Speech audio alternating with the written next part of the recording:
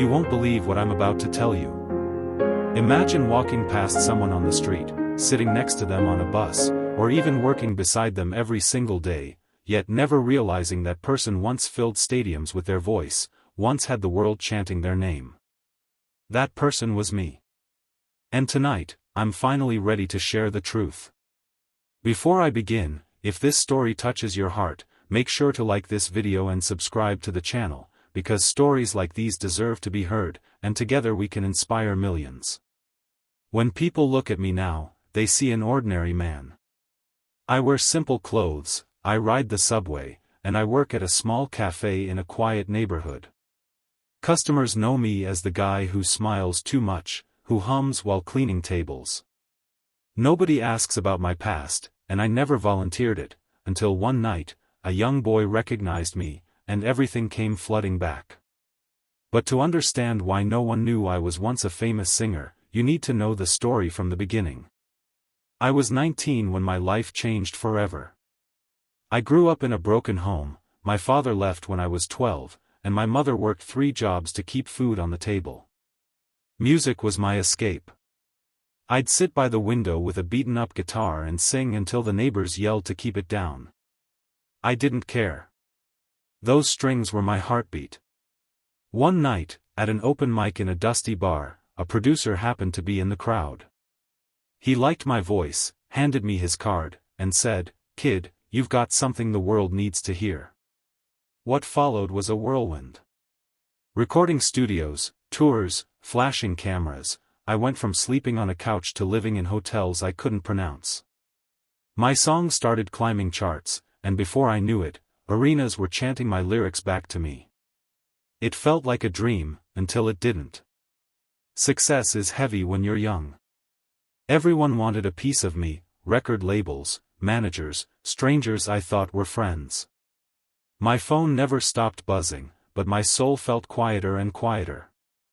The fame that once felt like love slowly turned into a cage. I couldn't go to the grocery store without cameras. I couldn't walk in the park without disguising myself. And worst of all, my mother, the one person who kept me grounded, fell ill. I begged my manager to give me time off, but he said, "Your fans come first. The world doesn't wait." And like a fool, I listened. I went on tour instead of being at her side. By the time I flew back, it was too late.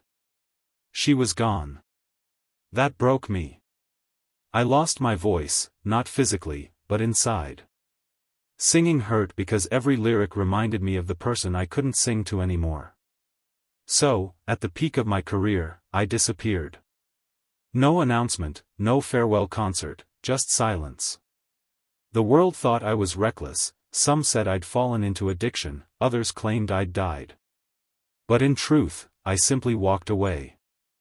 I traded the roar of the crowd for the quiet of anonymity. For years, I worked odd jobs, moving from city to city, never staying long enough for anyone to notice. The fame faded, the money vanished, but strangely, I felt freer. Still, there was an emptiness, like a part of me was buried alive. Then, one winter evening, it happened. I was sweeping the floor of the cafe when a little boy tugged my sleeve. He was no older than 9. "Sir," he whispered, "you sound just like the singer my mom listens to." His name was, he paused, unsure if he should finish. But I knew. He was talking about me. His mom came over, embarrassed, and apologized, but the boy begged me to sing just one line. Something inside me cracked open. I picked up the cafe's old guitar and strummed a chord. My voice shook, but it was there. The boy's eyes widened, and soon the cafe grew silent. Strangers put down their cups, phones stopped buzzing, and for the first time in years, I sang, not for fame, not for money, but for connection. That night, I remembered why I started in the first place. Music wasn't about charts or cameras, it was about healing, about telling the stories people are too afraid to speak. And in that tiny cafe, with maybe 20 people listening, I felt more alive than I ever did in front of 50,000. The boy's mother recorded it. Within days, the video went viral. People were shocked. "He's alive," they wrote. Old fans resurfaced, crying in the comments. But this time, I wasn't chasing stages or flashing lights. I began performing again, small shows in community centers, hospitals, even street corners. Places where people needed hope the most.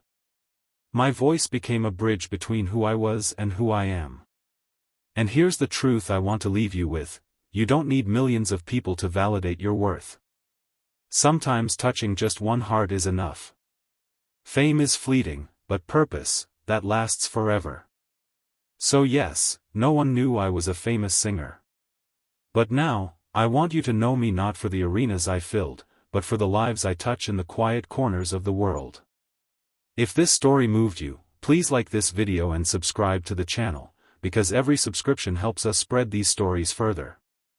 And who knows? Maybe one day, your story will inspire someone else too.